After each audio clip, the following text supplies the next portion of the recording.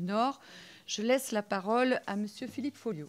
Monsieur Philippe Folliot, vous avez la parole. Merci, Madame la Présidente, chère Françoise.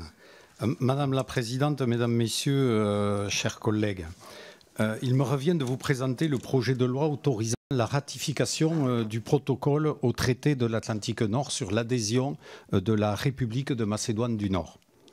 La Macédoine du Nord, vous le savez, c'est le nom désormais adopté par l'ancienne République yougoslave de Macédoine.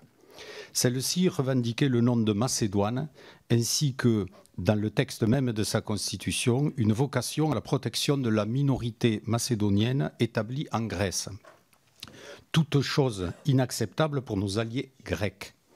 Les deux gouvernements sont parvenus le 17 juin 2018 à un accord dit accord de Prespa, au terme duquel, d'une part, les dispositions contestées de la constitution macédonienne ont été supprimées et d'autre part, le nom de Macédoine du Nord a été reconnu. On pourrait penser qu'il ne s'agit là que de symboles sans grande prise sur la vie des peuples, mais les symboles politiques ont leur valeur et pour pouvoir s'appeler Macédoine du Nord, l'ancienne République yougoslave de Macédoine a fait de sages concessions. De même, la Macédoine du Nord s'est attachée à résoudre les contentieux qui l'opposent depuis son indépendance avec d'autres de ses voisins. Avec la Bulgarie, rivale historique, un traité d'amitié, de bon voisinage et de coopération a été signé le 1er août 2017. Les relations avec la Serbie ont pu être difficiles depuis l'éclatement de la Yougoslavie. Celles avec l'Albanie ont pu être compliquées par la proximité existante entre Tirana et la minorité albanaise de Macédoine du Nord, à peu près un tiers de la population, impliquée dans des tensions intercommunautaires vives entre 2014 et 2017. Mais là encore, les relations sont aujourd'hui apaisées.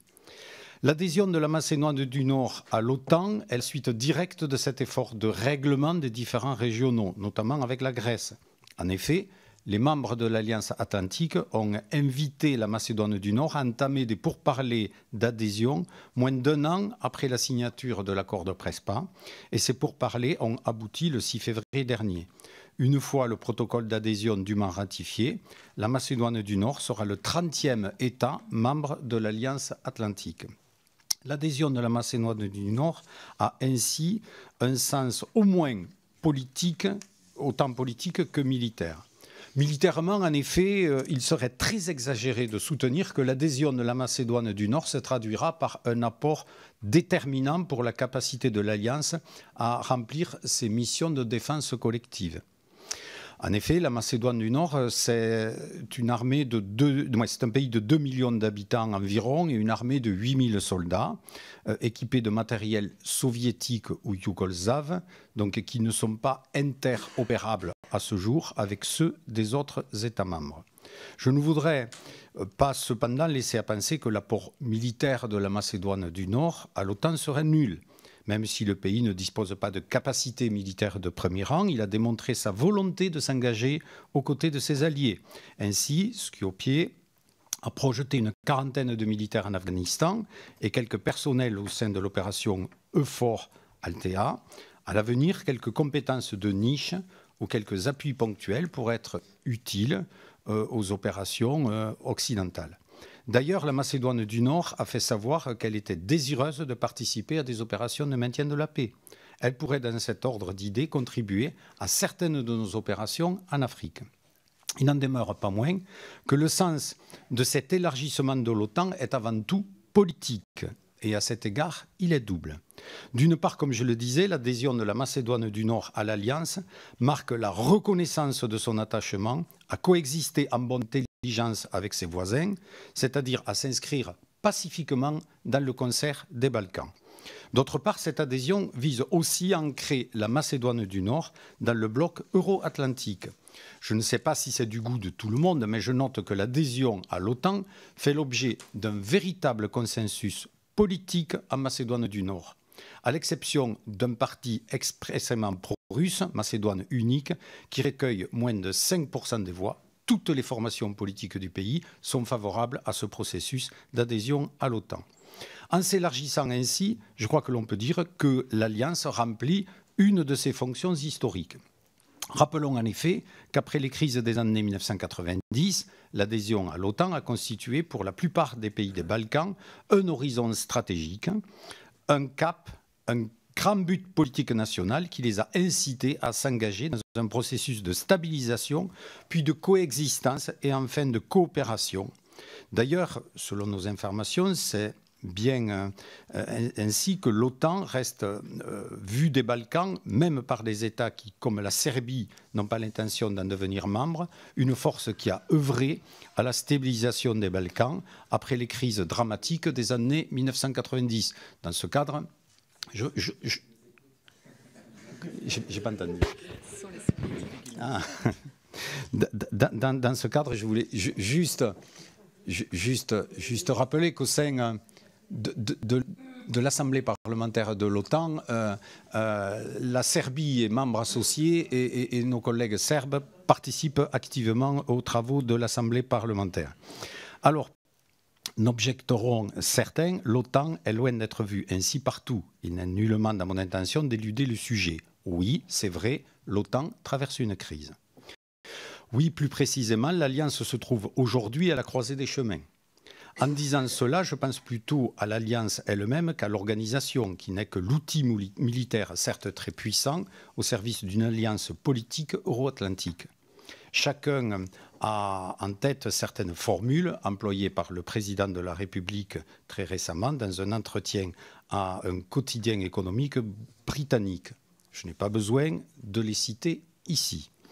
Dans le fond, ces formules ne disent pas autre chose que le constat que nous faisons, nous, députés, membres de l'Assemblée parlementaire de l'OTAN, qui est un outil de diplomatie parlementaire.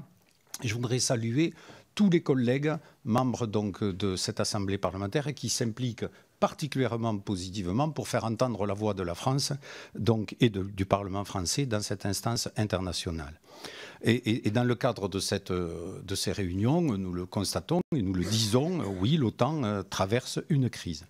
Que l'on se rassure, mais peut-être certains trouveront-ils cela pas rassurant. L'Alliance a déjà traversé des crises majeures, et s'en est remise.